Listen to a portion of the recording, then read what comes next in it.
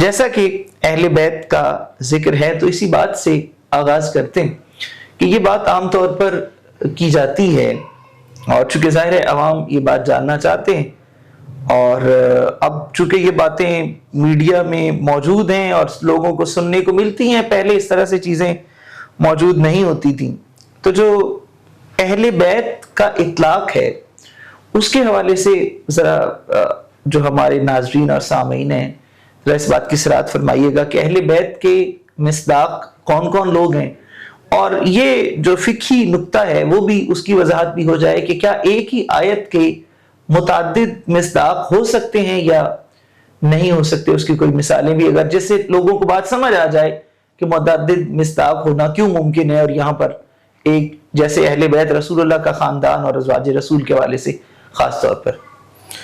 بسم اللہ الرحمن الرحیم، الصلاة والسلام علیک یا سیدی یا رسول اللہ وعلی آلک واصحابک وازواجک وذریاتک وبناتک یا شفیع المذنبین صلی اللہ علیہ وآلہ وسلم۔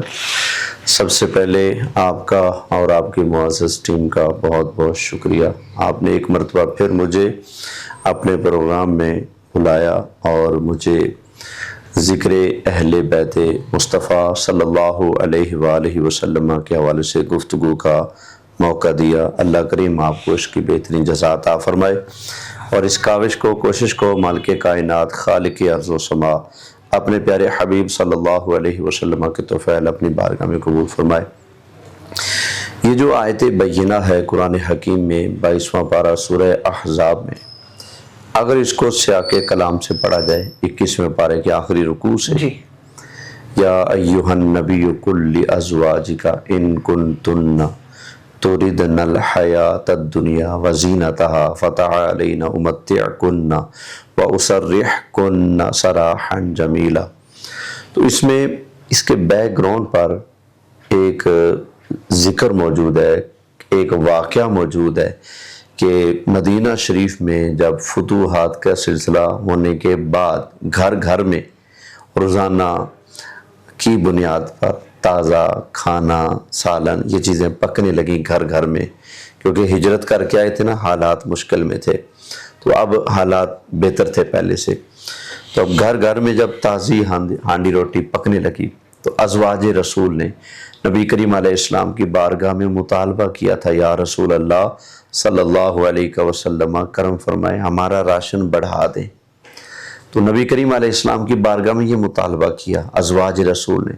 یہ مطالبہ بالکل برحق ہے، ایسا نہیں کہ مطالبہ ناجائز تھا، مطالبہ جائز تھا۔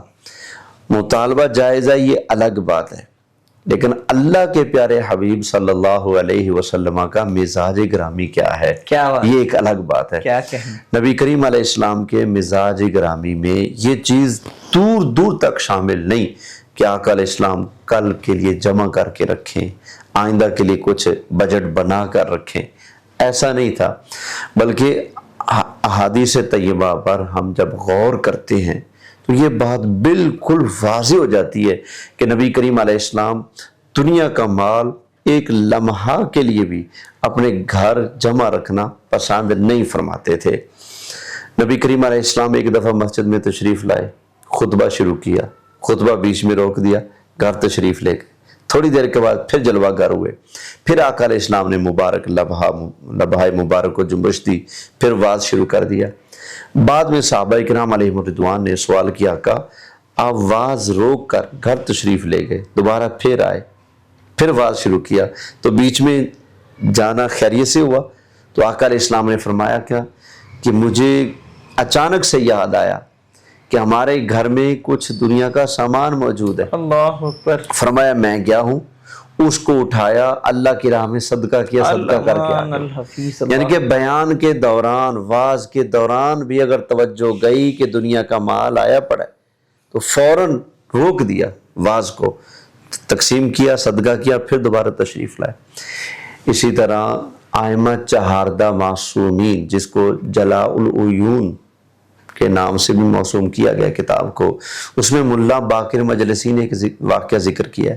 آقا علیہ السلام ایک غزوہ سے واپس تشریف لائے، سب سے پہلے سیدہ خاتون جنت فاطمۃ الزہرا بطول رضی اللہ تعالی عنہا کے کاشانہ اقدس پر حضور جلوہ گر ہوئے. آقا علیہ السلام نے قدم رکھا، واپس تشریف لے گئے. سیدہ پاک کو بڑا تعجب ہوا کہ پہلے کبھی ایسا نہیں ہوا. آقا تشریف لائے، دروازے سے واپس ہو گئے.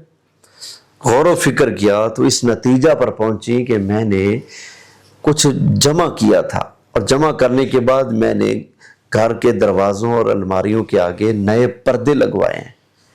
تو شاید یہ نیا دنیا کا محال جو لگایا میں نے پردے، یہ آقا علیہ السلام کو پسند نہیں آئے. فوراً اتروائے، مولا علی کو بھیجا کہ جائیں سیل کر کے آئیں، جو اس کے بدلے میں مال ملے گا اسے اللہ کی راہ میں خرچ کر دیں. تو مولا علی نے ایسا کیا. ایسا کرنے کے بعد سیدہ نے حسنین کریمین کو آقا علیہ السلام کی بارگاہ میں بھیجا. آقا دنیا کا مال ہم نے باہر پھینک دیا ہے، صدقہ کر دیا ہے، آقا آپ تشریف لیں. اب نبی کریم علیہ السلام تشریف لائے. یعنی نہ اپنے پاس دنیا کا مال جمع کرنا پسند کیا، نہ اپنی بیٹی کے گھر میں وہ ہزاروں کلومیٹر کے باغ اپنی بیٹی کے نام الاٹ کرنا تو دور، نئی چادر بھی، اگر باغ فتح کا قصہ تو دفن ہو گیا نا، نئی چادریں بھی اگر پردے بھی لگوائے نا سیدہ کائنات نے، تو آقا علیہ السلام نے اس کو گوارا نہیں کیا. چلتے چلتے ایک اور ٹچ دے دوں. سیدہ زہرا نے نبی کریم علیہ السلام سے مطالبہ کیا تھا کہ میں وہ گھر کے کام کاج ہوتے ہیں تو مولا علی کے مشورے سے آپ کی بارگاہ میں عرض کرتی ہوں کہ مجھے خادمہ دے دیں. تو آقا علیہ السلام نے فرمایا جب تک میں سارے مدینے میں رہنے والوں کو سب کو یہ سہولت مہیا نہیں کر دیتا تب تک میں تمہیں نہیں دے سکتا. ہاں خادمہ مانگی ہے نا تھکاوٹ کی وجہ سے تو وظیفہ دے دیا. فرمایا سونے سے پہلے تسبیح فاطمہ جس کو کہتے ہیں وہ پڑھ لیا کرو. یعنی کہ اگر بیٹی نے کچھ مانگا تو آقا علیہ السلام نے وہ نہیں دیا، اس سے بہتر پر لگا دیا. کیا بات. تو اس کا مطلب ہے دنیا کا مال آقا علیہ السلام کا مزاج تھا، پسند ہے نہیں فرماتے تھے.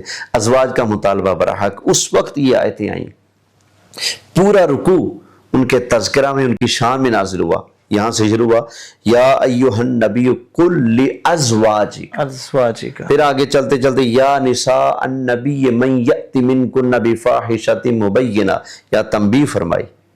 پھر آگے فرمایا یا نساء النبی لستن کاحد من النساء. پھر آگے جو الفاظ اور سیغے ہیں وہ سارے کے سارے جمع مؤنث کے سیغے ہیں، ان کے ساتھ ازواج رسول کو، ہماری ماؤں کو خطاب کیا جا رہا ہے. تو ان کا ذکر کرتے کرتے اینڈ میں فرمایا کہ یہ تربیت کا سلسلہ کیوں.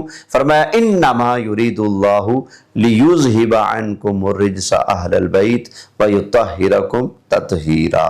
تو اس آیت تطہیر کی اول مصداق ہماری مائیں ہیں ماشاءاللہ، امہات المومنین ازواج رسول رضوان اللہ تعالی علیہم اجمعین. سب سے پہلے اول مصداق وہ ہیں. پھر آقا علیہ السلام کی بیٹیاں وہ اہل بیت میں داخل ہیں، آقا علیہ السلام کے نواسے اہل بیت میں داخل ہیں. ازواج رسول اہل بیت ہیں، یہ قرآن سے معلوم ہوا. اور بنات رسول اور نواسہ رسول یہ اہل بیت میں داخل ہیں. مولا علی اہل بیت میں داخل ہیں. یہ ہمیں احادیث طیبہ سے معلوم ہوا.